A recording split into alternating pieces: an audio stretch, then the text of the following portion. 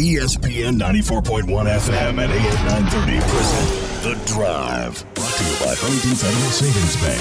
Local then, local now. Member FDIC. It is Thursday, July 16th. Your drive begins now on ESPN 94.1 FM and AM 930. I'm your host, Paul Swann. You can join the program by calling the Miller Lite phone line. You do that by dialing up 877-420-TALK. That's 877-420-8255. That way you don't have to sit there and go, T-A-L-K. Oh, by the way, Miller Lite Hold True, great taste. Only 96 calories, the original light beer. 96 calories. That's it. It's the original. Right? It's the king of light beers. That's not their marketing slogan, but it's not their marketing slogan. But I said it. Hey, we got a lot to get into today. Thanks for tuning in. I do appreciate it. First things first.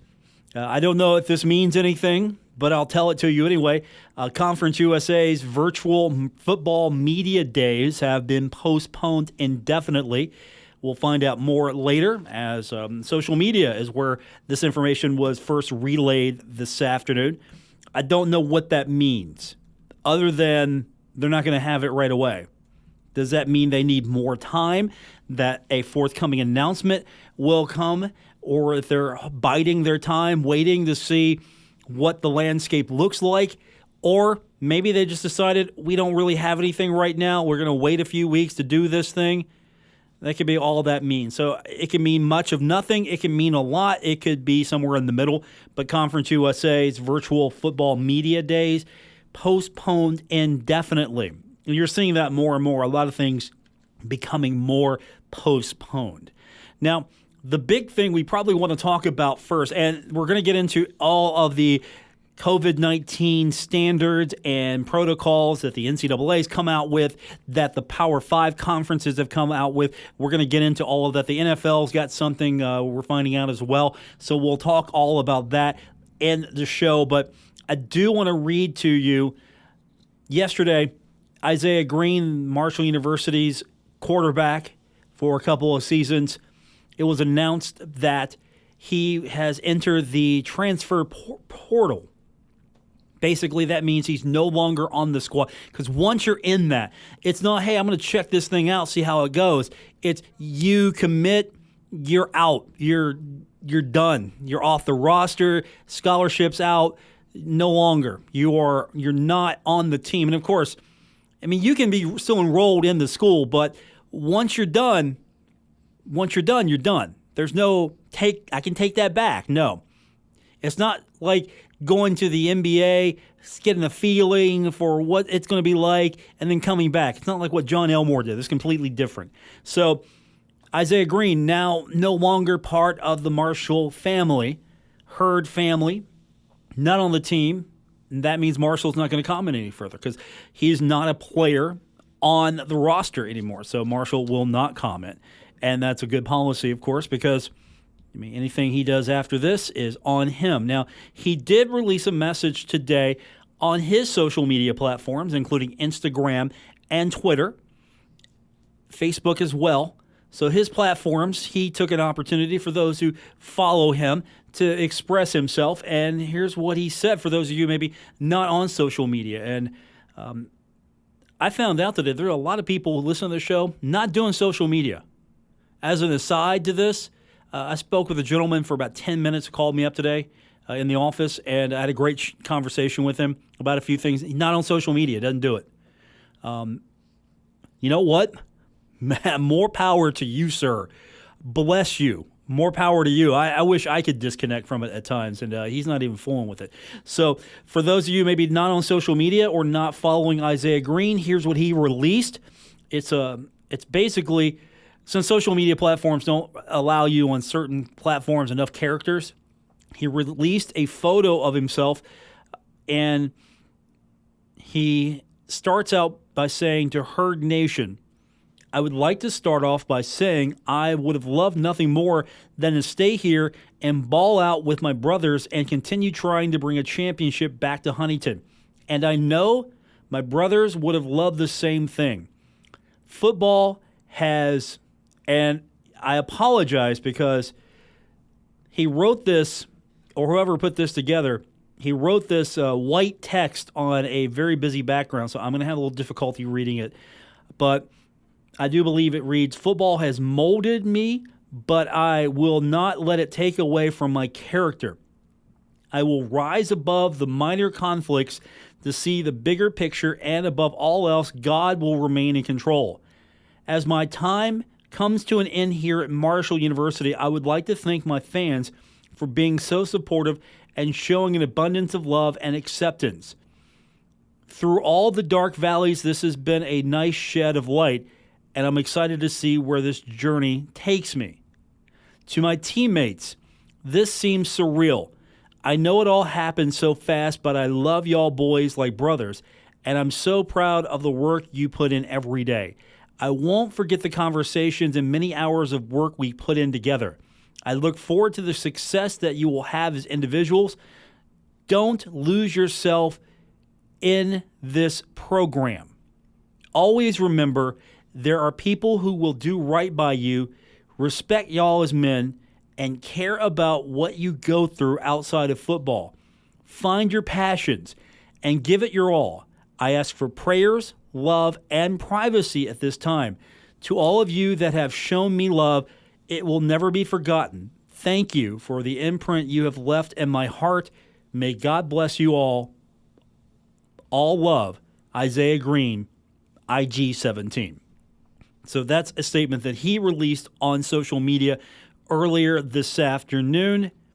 And again, Marshall, no further comment for Isaiah Green because he has left the program and Marshall will not release anything else. I know there's a lot of rumor and speculation how this happened, what caused this. And honestly, I'm going to be in that camp that says, yeah, I know a few things, but I don't know a few things. Because I didn't see what happened. I wasn't there. I wasn't at the moment that I saw on social media rumored to have happened, or I didn't witness any of that. So I'm not going to comment on that. There are rumors. There are things that are on social media. I'm going to leave that to social media. I'm going to leave that to message boards. I'm not going to get into that. I'm not oblivious to it. I'm not ignorant to it. I know what has been said. And I've had conversations outside of things I've seen on social media. And to be honest with you, I'm going to leave it all there on social media. And that's Isaiah Green releasing a statement today on his social media accounts. For all you Herd fans who want to keep up with him, of course, you can follow him on social media and see where his journey takes him. If you want to follow me on social media, I'm at Paul Swann. And I promise you, I'm not going to release any statement on background that you can't read. That's the only thing I'm going to say. Look, I love Isaiah. I've had some great conversations with Isaiah. I would have gladly done this in Photoshop for him. That's all I'm going to say. That's the only comment I'm going to have on this. I would have gladly done this for him. Seriously.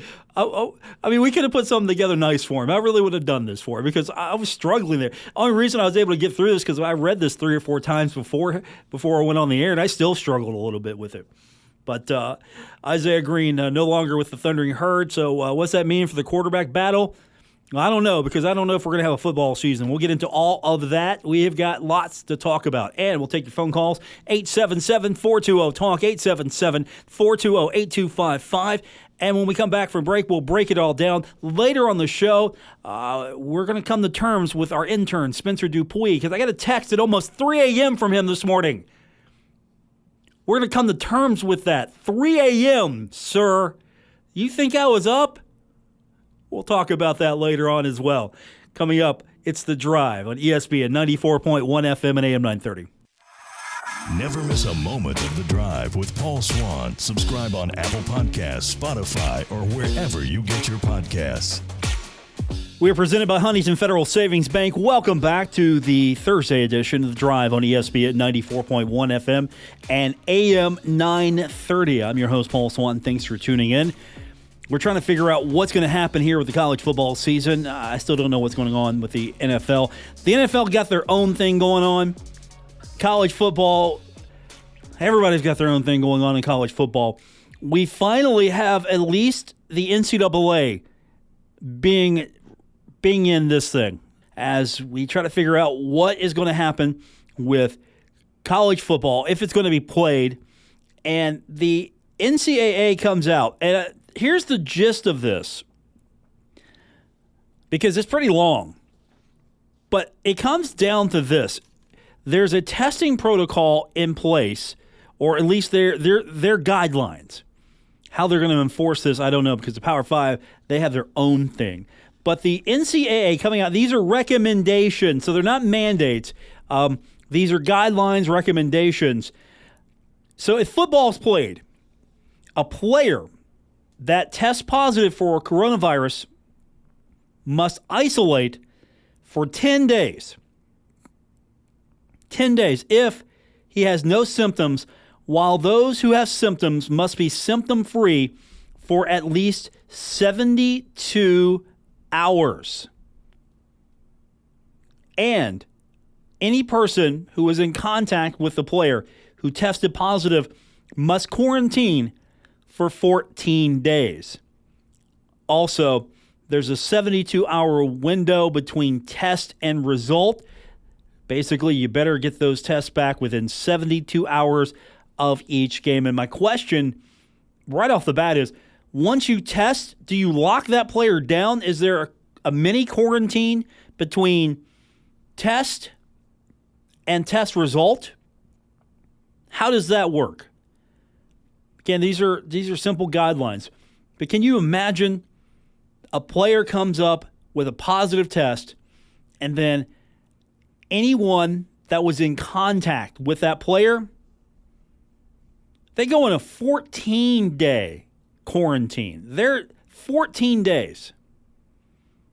You're taking out an entire football team. If one or two players get sick or come down with the coronavirus, COVID-19, if one or two players test positive, and then you start counting all the interactions they had with other members of the team, and there's a high probability that they're going to be interacting with several members of that team, I mean, you could take out a football team with these guidelines.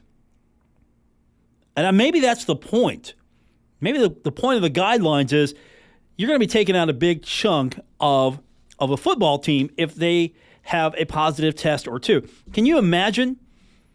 What if before the Rice game, say we're going to play this, before the Rice game, Marshall has 3 or 4 tests come back positive, and then that means those players will have to contact trace, and that means the players on the football team will have to go into isolation or quarantine, and that means you could lose Rice and the Western Kentucky game. You lose like a couple of weeks of the schedule right there.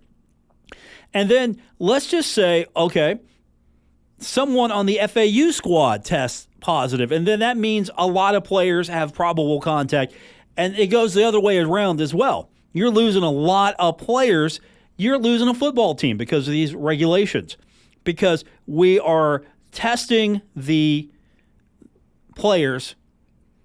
We're not addressing the main issue here is right now there's a pandemic going on, and you're trying to figure out how can you play football in the middle of a pandemic. And I don't know if this is the right answer. Now, the Power 5 conferences have released their guidelines as well, but we've got some news that is breaking. The Mid-American Conference suspends the start of fall Olympic sports. Now, there's a difference here. We're not talking football. We're talking Olympic sports, and I am getting this as you are hearing it, so here we go. The Mid-American Conference announced that with all due caution for the health and well-being of the student athletes, coaches, and others involved, it will postpone the start of field hockey, men's soccer, women's volleyball, and men's and women's cross-country competition until September 3rd. The decision will provide additional time to prepare for the safe return to competition on an adjusted timeline. The decision applies to exhibition and non-conference games and will align with the start of football season allowing all fall competition to begin at the same time. MAC institutions will continue to follow the guidance of the conference's COVID-19 Medical Advisory Panel, Council of Presidents, and the NCAA's Resocialization and College Sports Guidelines as student-athletes prepare to engage in preseason training for a return to competition. Rescheduling of non-conference contests impacted by the postponed start of the fall season will be determined by each member institution. We'll find out more from them. The release says that more information will be coming. So the Mid-American Conference, Olympic sports first. You know why? Because it's easier to do that. Because you can push back the start line there and still you have a window for football.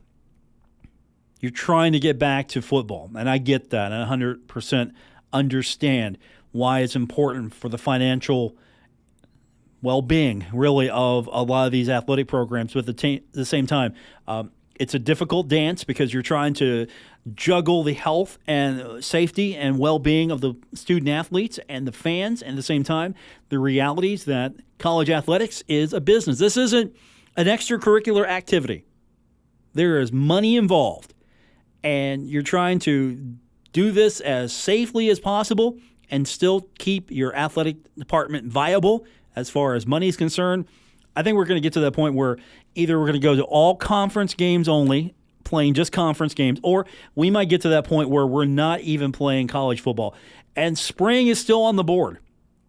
That is a viable option in the minds of many athletic directors and maybe presidents as well. Maybe we're not playing on August 29th. Maybe we're playing, in February, March? Playing those games later on? Maybe you have a condensed season. Do you do March and April maybe? I know that would kind of be a crazy turnaround because then you have to turn right back around and get ready for the next season. But that could be a viable option. And you could go to the non-conference schedule only. Now, I hate this for Marshall on one level because Pittsburgh and Boise State, if you miss out on those games, those are pretty nice games to have. If this was a season where we didn't have COVID-19, this would be a fantastic year for Marshall because you got the East Carolina game, which is special for a lot of Herd fans, and East Carolina because this is a game that was going to be featured prominently at the start of college football. Also, it would help remember the plane crash victims. Since East Carolina and Marshall have a tie and connection in regards to that unfortunate night. Pittsburgh coming in, that would have been a great game and makes sense. Marshall-Pittsburgh should play each other more. The game makes sense from a regional standpoint.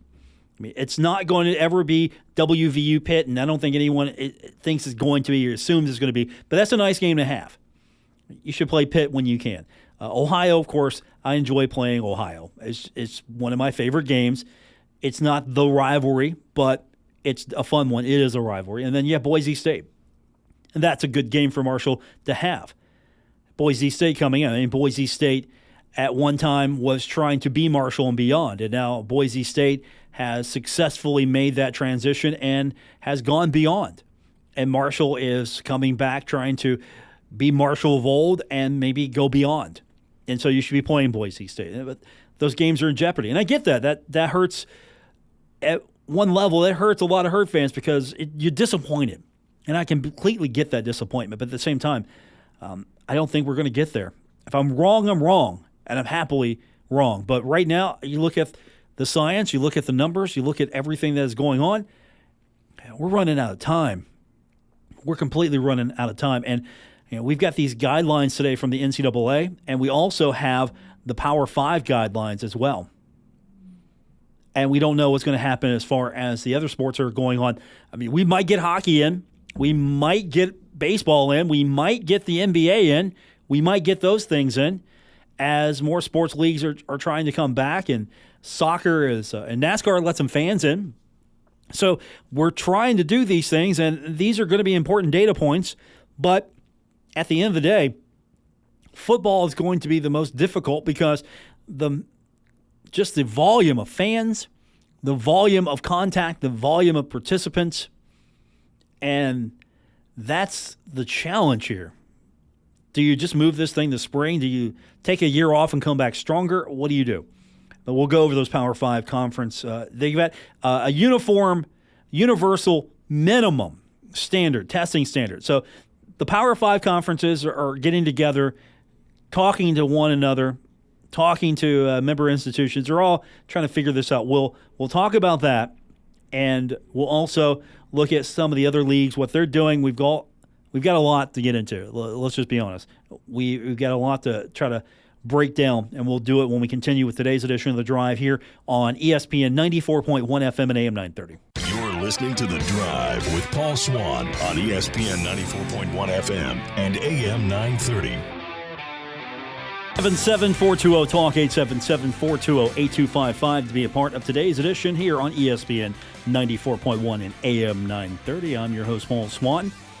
Power 5 conferences will be operating under universal minimum COVID-19 testing standards for fall sports. Here's what they say. College football players who test positive for COVID-19 this fall will be required to miss at least 10 days of competition. And that number is even higher, a full 2 weeks for those who are found to have had contact with a person who tested positive. So far, we're in line with what the NCAA is suggesting as well. These requirements are part of a medical document the Power 5 conferences have drafted to add uniformity to virus testing protocols and response procedures. Sports Illustrated got a copy of the document. It's not final, but it seems that the Power 5 and the NCAA are working together to put these standards, these, again, universal minimum testing standards. So pretty sure if the Power 5 and the NCAA are on the same page, the other conferences are going to have similar, if not identical, guidelines as well. College teams in the Power 5 required to test football players within 72 hours of games using the standard PCR test. Game officials in football and basketball should also be tested weekly because of their close contact with athletes. And that's another question. That's something we really haven't talked about, the officials. I don't think we've mentioned the officials at all. They're going to have to be tested so often because you just don't have, you're not quarantining your officials in the same bubble with college athletes. You're not doing it. I mean, they come in. It's like a third entity. You have the home team, the visiting team, and the officials. And the officials are pretty much a third entity. And let's talk about that as well. You have also all of your game day personnel, all your ops personnel. I mean, we're talking the sideline crew. We're talking the chain crew. I mean, we're talking everybody that's involved in game day operation that will have close contact with, I mean, are we going to have like sideline reporters allowed? No. Throw that out. No media there either. Probably not. And what's that going to do for those fans that like to hang out on the sideline? You know, the special fans that get the super pass at all colleges, and you don't see that at the NFL level, but in colleges, you want to take care of your good donor. You really want to take care of your good donors because they're putting up the cash. They're putting up the real money to help keep this thing going. So you throw them a little pass now and then on the sideline. They're appreciative of it. Makes them feel special. Put them, somewhere where you really can't get to, and you're going to have to maybe eliminate that now. There's so much more testing going on here, but we might not even have that. We might just have bare minimum skeleton crews to operate these games. The players, the officials. There might be minimum to no fans in the stadium. We don't know yet, but that's what the Power 5's coming up with, and then the AAC, which I guess the 5 didn't get the memo that it's Power 6, not 5. I don't think they got the memo. Where's Doug Smock when I need him? The Power 6 comment. American Athletic Conference issuing a statement that they continue to monitor the global COVID-19 pandemic and basically trying to figure out how they're going to do this. They have also established their pre-competition testing protocols. And here it is, again, their statement, 72 hours prior to each competition. The protocols will apply throughout the regular and bowl seasons. And there might be some more details coming out soon, but they're just basically putting this out right now. And in addition, they're finalizing Olympic sports testing and operation protocols as well. So everyone's starting to come out with their guidelines and protocols. We haven't heard anything from the conference yet, Conference USA. I'm sure that's incoming, or we're going to see something sooner than later. I would hope we would hear something sooner than later from Conference USA, as you haven't heard much, really. You haven't seen too much come out from Conference USA as far as what the operating procedures will be, what the guidelines will be. Maybe the league is finalizing what they want to do. Maybe the league is waiting, trying to figure out what it wants to do as far as the Olympic sports are concerned, when you can resume those, or when you can play your football games, if they're going to go the route of conference only, or will they be one of the outliers and go full into the college football season unless told otherwise. If they lose games as a league, will their member institutions try to pick games up? I mean, that's a question. It's too soon to ask that question because you don't have to ask it yet. But I would ask if Marshall would lose a Boise State or a Pittsburgh or an East Carolina on the schedule, and Conference USA allows non-conference games, and Marshall feels comfortable in trying to schedule a non-conference game. Well, I guess that would answer his question. If Marshall would feel comfortable in trying to get a replacement game, would the university go that way? And I think it's going to be a conference decision. But if the conference comes out and says, oh, well, we're going to allow non-conference games, and then you don't have any cancellations, well, the schedule is intact. If you do, because of other conferences, Mid-American Conference could come up and say, no, we're going to go conference only. So you scratch Ohio game. Pittsburgh, ACC, you can lose that game as well. I don't know if Boise's making the road trip. I don't know. I'm going to say until further notice, the schedule is intact. But I'm not sure. But again, I'm not privy to what's happening behind closed doors when it comes to these conversations. And that's probably by design, folks, because, again, I can speculate, I can comment, I can make all kinds of assertions until you hear it from Conference USA or Mike Hamrick. It don't matter what I say, it ain't true. Until you hear it from him, it ain't true. And I will gladly stand by that stance until we find out more. So until then, I just have what I know.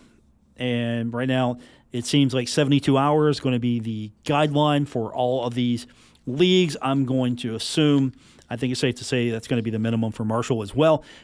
You're going to have to. If you're going to try to do this, you're going to have these uniform standard guidelines that everyone can agree on, because you're trusting that the other school is adhering to these guidelines as well.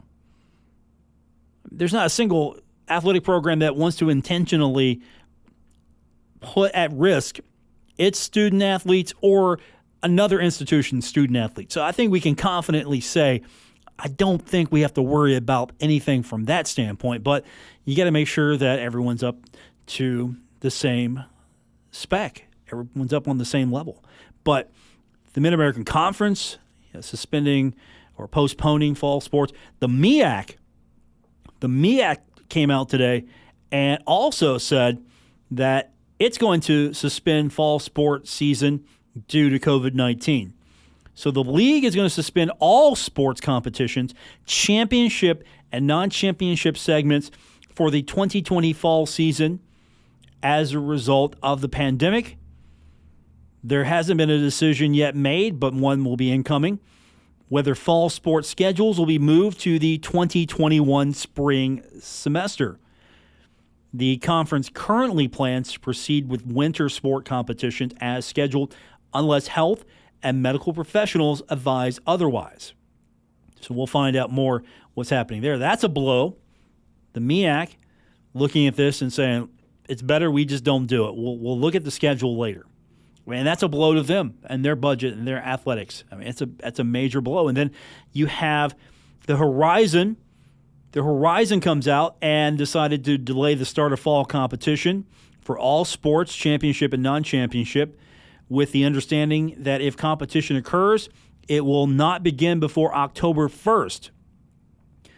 The statement from the league, the decision allows each campus to further focus on ensuring return to competition protocols, uphold the council's principle of safety, and can be reasonably implemented. You're going to have to be really flexible here. Delaying competition for them, they mean exhibition, league and non-league contest, in all sports. Decisions related to training and practice going to be left to member discretion. So if you're in the Horizon, your individual school institution is going to make those decisions. Rescheduling of non-conference contests impacted by the postponed start of the fall season, also determined by each school. And then the Big East comes out and says that here's what they're going to do. Fall sports schedules will not include any non-conference competition. So the Big East is going that route of non-conference competition. You don't know what's going to happen here across the board for them, but you don't know if you're going to have Big East conference games or not. They're not making that decision yet, they're saying. So Big East can push this back a little bit because, well, where's the football? It's the Big East. It's a basketball league. So their big concern is basketball, so they can push the fall sports back a little bit and go into conference mode only with the Big East. And then the West Coast Conference, and it's starting to pile up here. Again, that's why we haven't heard anything from Conference USA yet. Maybe we will. But the West Coast Conference, their President's Council, going to delay the beginning of fall competition in all conference sports. They're not going to participate prior to September 24th. Hope you're keeping track of this at home, and hopefully we have a spreadsheet being kept in the studio as well, because it's going to be interesting to look at this. Just write it all down and look at it and see how this is going to impact college athletics. But the West Coast Conference, baseball, beach volleyball, men's and women's golf, women's rowing, softball, and men's and women's tennis, which hold their traditional seasons in the spring. Also not participating in fall competition. So everything that they've got coming up right now, except for men's and women's basketball competition, that's scheduled to begin November 10th, not impacted by this decision. If there are conference members who have sports going on like Brigham Young, BYU, San Diego football, not impacted because the West Coast Conference doesn't sponsor those. So that's where we're at there with all of that. And we're trying to keep track of all of this. And here's one more that you want to keep an eye on.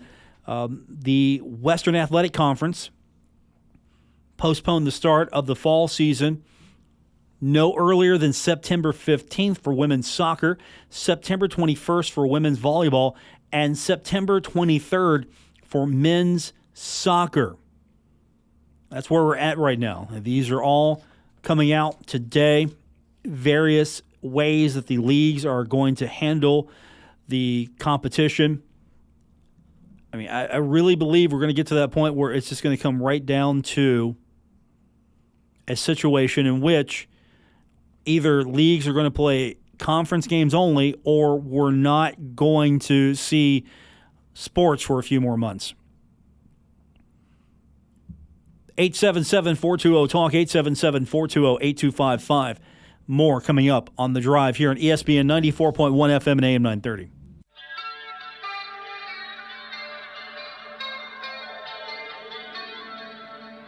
Now, back to The Drive with Paul Swann on ESPN 94.1 FM and AM 930.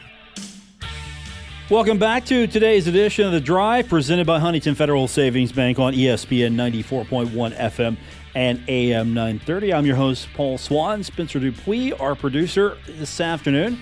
And I was joking earlier in the show that I got this text from Spencer almost at 3 a.m. It was closer to 2:30, to be fair. But what I thought was going to be something that we could just have some fun with here, because you sent me a text this morning, and you don't mind me sharing, that there was a huge report coming in the Washington Post in the morning about Dan Snyder and the Washington football team.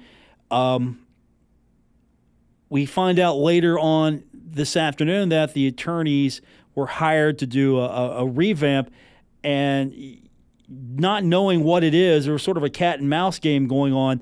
But we now find out, this is news that's breaking here within the hour, and I'm reading just the basics alone. Spencer, you've been following this a little bit more.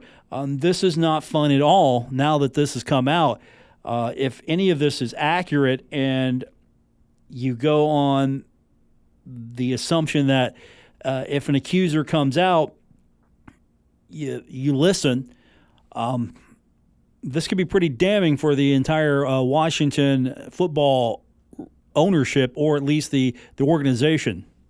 Yeah, it could, and there was speculation over the weekend. Everybody knew that something was coming this week. People in the D.C. media were just speaking about the name change, which came out Monday morning, that they were going to, after a thorough review, retire the nickname Redskins and the logo. Well, a bunch of reporters kept teasing that there's big, disturbing news, and then last night, rumors were flying all over Twitter, and today, after it was reported to come out this morning, 15 women accused then Redskins employees of sexual harassment, and 3 of them were just fired the other day. And one of them being longtime play-by-play radio voice Larry Michael, which is obviously disturbing as somebody going into this profession for me. And there are multiple reports, and one big thing is that a lot of them could not come out and say it as themselves because the Redskins would not let them out of non-disclosure agreements when the Post requested them. And many people thought, there was always rumors coming out that Bruce Allen had something on, former GM had something on Dan Snyder, and in this article, the one woman that came out that did not have a non-disclosure agreement, Emily Applegate, who worked for the team for just about 2 years starting in 2014, said she would assume that Bruce knew, that quote, she would assume Bruce knew because he sat 30 feet away from her, saw her sobbing at her desk several times a week. He did not reply to any interview request, but this is a lengthy article. I've not had time to actually read it all, but this is crazy. So everything that is a worst-case scenario might be coming true here for Washington as more of these details come out. Yeah, very much so. And there was a article posted in the New York Times a few years ago about Redskins cheerleaders brought to Costa Rica for a swimsuit calendar shoot, and they were doing more than just shooting in swimsuits.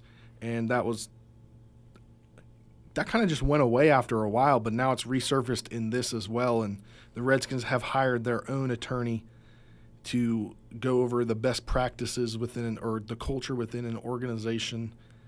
Beth Wilkinson, and she's been on several high-caliber political cases throughout the country. And another one of these things is people thought a couple weeks ago when the minority owners came out saying they were thinking about selling, it was because of this, not because of just the name. Washington Redskins, or the team formerly known as the Washington Redskins, it gets worse and worse with this entire story. And there was no idea. Was there any indication that this is what this was? I would say not until yesterday. People in the D.C. media said we're tweeting Sunday night. Right. This is going to be a big week. But we've seen that before. Name, yeah. We've seen that kind of, and it comes out to be really nothing. They're just more sensationalized, hyping of a story coming up here. Nothing of real substance. We've seen that kind of approach before. Hey, I know what's going on, but I can't say. This is completely different. Yeah, I would say it's more within the last 18 to 24 hours that everything really started to come out, which was why this was not released in the morning, because they got word that the Redskins were hiring an attorney, so they wanted to go through it one more time, make sure that people that were not released out of their NDAs were not mentioned in the story, because that could be trouble for the Post. Spencer Dupuis, a story I'm sure we'll be following with the Washington Post and, of course, the Washington Football Club. This is almost a PR nightmare for the NFL. The name change was a good start in the right direction, but it feels like it's completely fallen the other direction. It's backslid since that announcement, which was supposed to be a good thing for the NFL and the Washington Football Club to have an understanding that, okay, we're making the change here, but it feels like there's going to have to be more changes with that organization, not just a logo change and a name change. There might have to be a complete organizational overhaul. There could be a change in ownership eventually if it is one of those situations where the culture is top-bottom driven, from the top of the organization all the way down to the bottom if it's a leadership issue. So lots of issues coming up there with the Washington Redskins. Again, just looking at the surface of this for the accusations that are coming out, it's, I don't want to say sickening, because I don't think that encompasses what it feels like right now. I mean, that's not strong enough a word. So there you have that. We'll keep an eye on that story as we come back tomorrow. Of course, Washington, one of the football teams in the area that we kind of keep an eye on, along with Pittsburgh to some degree, Cleveland, and, of course, Baltimore and the Bengals. So some of those teams we kind of follow a little bit more closely than others. That's what's coming out, and that'll be breaking a little bit more as it seems that the innuendo on social media is more justified than initially thought. Again, you see these things and you think, okay, something big's going to happen, and it doesn't turn out to be much, but this could be something that is truly going to be having a long-term impact. There might be some serious top-to-bottom examinations of all NFL franchises. This might prompt that. There could be and it might be necessary. It might not be one of those where it's just isolated to Washington. And that's not to say that it's absolving Washington, because other organizations might be guilty and we just don't know. But this is going to, I'm sure, lead to some serious examination of top-to-bottom operations in these NFL organizations and these franchises, because this is some pretty damning behavior that we're getting the initial reports on. And, of course, everyone's getting the lawyers and lawyering up to try to go down what's going to probably be a long, protracted situation. And that's going to do it for this edition.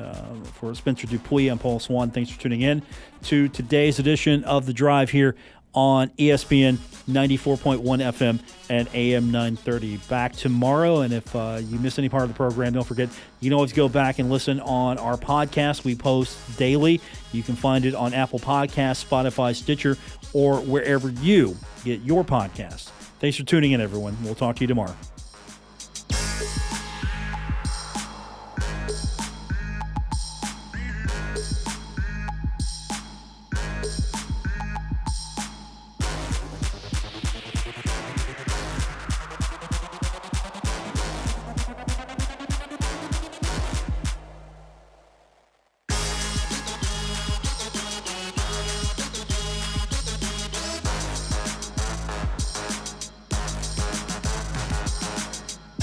WRBC Huntington, W227BS Huntington, your flagship home of the Marshall Thundering Herd and The Drive with Paul Swann, ESPN 94.1 FM and AM 930.